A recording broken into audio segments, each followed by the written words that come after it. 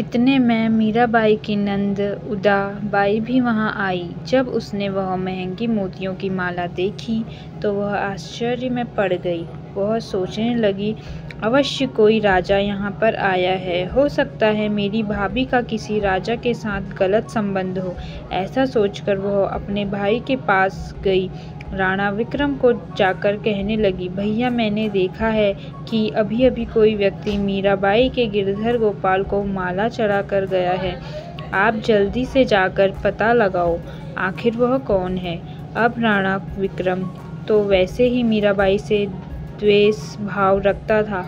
वह जल्दी से गिरधर गोपाल के मंदिर में गया और जब उसने वह मोतियों की माला देखी और जैसे ही वह माला को खींचने का प्रयास करने लगा तो अचानक से वह माला टूटकर मीराबाई के नज़दीक आकर गिर गई। राणा विक्रम इतना मूर्ख था, यह चमत्कार देखने के बाद भी उसका मन भक्ति से नहीं भरा। उसने वह माला मीराबाई के हाथ से खींच ली और उसे अपने महल में लेकर आया।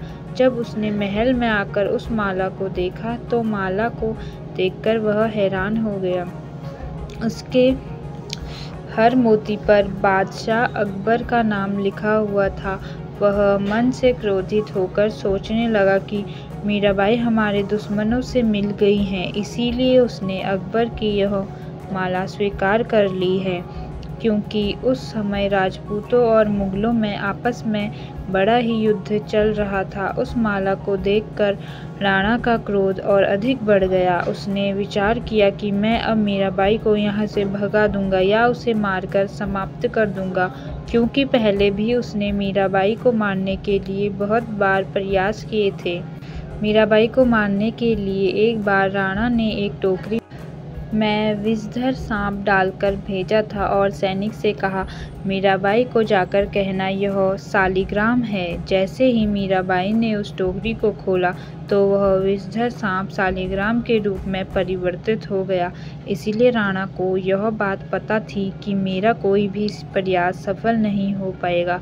इसीलिए उसने बड़ी ही युक्ति से एक उपाय निकाला। उसने मन में सोचा कि जो गिरधर गोपाल है वही मीराबाई की शक्ति है। क्यों न गिरधर गोपाल की मूर्तियों को ही मंदिर से निकाल कर नदी में फेंक दिया जाए। जैसे ही वह मूर्ति डूब जाएगी उसे देखकर मीराबाई भी अपने प्राणों को नदी में समाप्त कर देगी। ऐसा विचार कर वह क्रोधित होकर गिरधर गोपाल के मंदिर में आया और मंदिर में पहुंचते ही उसने गिरधर गोपाल की मूर्ति को अपने हाथों में उठा लिया। पहले तो उसने बहुत प्रयास किया मूर्ति को उठाने का, पर मूर्ति टस से मस नहीं हुई। परंतु पुनः क्रोधित होकर उसने 3-4 सैनिकों को आगे लगाया। तब उन्होंने मिलकर उस मूर्ति को मंदिर से निकालकर चित्तौड़ के तालाब में फेंक दिया। जैसे ही वह मूर्ति फेंकी तो मीराबाई के प्राण सूख गए, क्योंकि बिना भगवान के भक्त कैसे रह सकता है। फिर जिस तालाब में वह मूर्ति फेंकी गई उसी तालाब में मीराबाई ने छलांग लगा दी। जैसे ही मीराबाई ने उस तालाब में छलांग लगाई तो गिरधर गोपाल की मूर्ति भी मीराबाई के हाथों में आ गई। एक और चमत्कार हुआ। वह इतना अलौकिक चमत्कार था जिसके विषय में राणा ने सोचा भी नहीं था। जब मीराबाई ने चित्तौड़ के तालाब में छलांग लगाई थी तो उसे निकलना भी चित्तौड़ के ही तालाब से था, लेकिन वह जाकर निकली वृंदावन की यमुना नदी के अंदर से, जहाँ पर भगवान श्री कृष्ण का निवास था। जब मीराबाई ने बाहर निकलकर देखा तो वह आश्चर्यचकित रह गई। वह सोचने लगी कि मैंने छलांग तो चित्तौड़ के तालाब में लगाई थी और बाहर यहाँ वृंदावन में यमुना नदी से निकल रही हूँ। फिर मीराबाई समझ गई कि यह भगवान श्री कृष्ण का ही प्रताप है।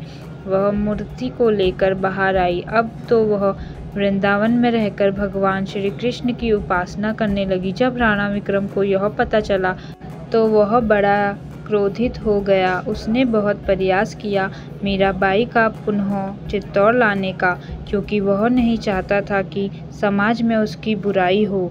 लोग इस प्रकार कहें कि राणा सांगा की पुत्र वधू वृंदावन में संतों के साथ भक्ति कर रही है। राणा विक्रम तो यही चाहता था कि मैं मीराबाई को पुनः अपने महल में लेकर आऊं और महल में लाकर उसे अनेक प्रकार की यातनाएं दूं। उसका यह प्रयास भी सफल हुआ। वह किसी प्रकार मनाकर मीराबाई को अपने महल में लेकर आया। अब तो उसने बड़े प्रयास किए मीराबाई की भक्ति में विघ्न डालने के, परंतु जिसका परमात्मा में विश्वास होता है उसकी भक्ति तो सफल हो ही जाती है। मीराबाई जब बहुत परेशान हो गई तब उसने तुलसीदास जी को पत्र लिखकर पूछा, इस स्थान पर रहकर मेरी भक्ति में बड़े ही विघ्न आते हैं। आप कोई ऐसा उपाय बताएं जिससे मेरी भक्ति सफल हो सके। तब तुलसीदास जी ने पत्र लिखकर कहा, जिसको भगवान राम से प्रेम नहीं है ऐसे संगे संबंधियों का त्याग करने में ही भलाई है। तुलसीदास जी की बात मानकर मीराबाई अब द्वारिका नगरी में आ गई। जैसे ही मीराबाई ने चित्तौड़ का त्याग किया तो चित्तौड़ में दुखों का पहाड़ टूट पड़ा। अब तो आए दिन मुगलों की सेनाएं चित्तौड़ पर हमला करने लगी। लोग बहुत ही दुखी हो गए। कई स्त्रियों के सुहाग उजड़ गए। कई ब्राह्मणों ने आकर राणा विक्रम से कहा, आपने भगवान के भक्त को रुष्ट किया है, जाकर मीराबाई को पुनः मनाकर वापस लेकर आओ, अन्यथा हमारा चित्तौड़ बर्बाद हो जाएगा। राणा ने ब्राह्मणों की बात मानकर कुछ विद्वान ब्राह्मणों को द्वारिकापुरी भेजा। वह मीराबाई को मनाने गए। मीराबाई ने कहा, अब मेरा स्थान यही है, अब यहीं पर रहकर मैं भगवान श्री कृष्ण की भक्ति करूंगी। ब्राह्मण कहने लगे, जब तक तुम हमारे साथ नहीं चलोगी तब तक हम यहाँ से कहीं नहीं जाएंगे और ना ही हम भोजन करेंगे और ना ही हम पानी पिएंगे। उनकी यह बात सुनकर मीराबाई कहने लगी, ठीक है, मैं भगवान श्री कृष्ण से पूछ कर आती हूँ, वह जैसे आज्ञा देंगे मैं वैसा ही करूँगी। फिर मीराबाई भगवान श्री कृष्ण की मूर्ति के नज़दीक गई और रोते हुए कहने लगी, हे मुरली मनोहर, क्या आप मुझे पुनः बंधन में डालना चाहते हो?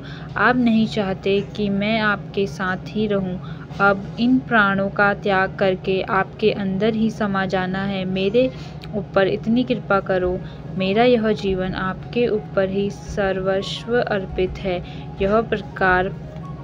इस प्रकार मीराबाई सच्चे हृदय से भगवान श्री कृष्ण से प्रार्थना करने लगी। फिर मीराबाई सशरीर भगवान की मूर्ति में समा गई और जब मीराबाई का शरीर भगवान की मूर्ति में समा गया तो भगवान की मूर्ति से एक चुनरी निकलने लगी। यह देखकर कुछ लोग भागते हुए मंदिर में आए। वह देखकर हैरान हो गए कि आखिर मीराबाई कहाँ गायब हो गई।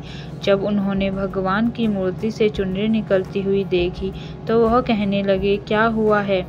तो मूर्ति से आवाज़ आई कि भक्त मीरा मेरे अंदर ही समा गई है, अब वह चित्तौड़ नहीं जा सकती। तुम यह मूर्ति से निकली हुई चुनरी का टुकड़ा ही चित्तौड़ ले जाकर रख दो, तुम्हारे सारे उपद्रव शांत हो जाएंगे। भगवान की बात मानकर वह ब्राह्मण चुनरी का टुकड़ा चित्तौड़ ले आए और जब मीराबाई की चुनरी का टुकड़ा चित्तौड़ पहुंचा तो चित्तौड़ में रहने वाले सारे व्यक्तियों के दुख शांत हो गए। अपने भक्त को भगवान श्री कृष्ण ने अपने अंदर ही समाहित कर लिया। जो सच्चे भक्त होते हैं वह परमात्मा से दूर नहीं हो पाते। तानसेन ने जब यह सारी बात अकबर को बताई तो अकबर भी की मूर्ति में ही मीराबाई का समावेश हो गया। अगर सच्चे मन और विश्वास के साथ भक्ति की जाए तो भगवान स्वयं प्रकट हो जाते हैं। तो दोस्तों, आपको ये वीडियो कैसी लगी लाइक करके ज़रूर बताएं और ऐसी ही बहुत सारी कहानियों, कथाओं एवं जानकारियों को सुनने के लिए मेरे चैनल को सब्सक्राइब करें। धन्यवाद।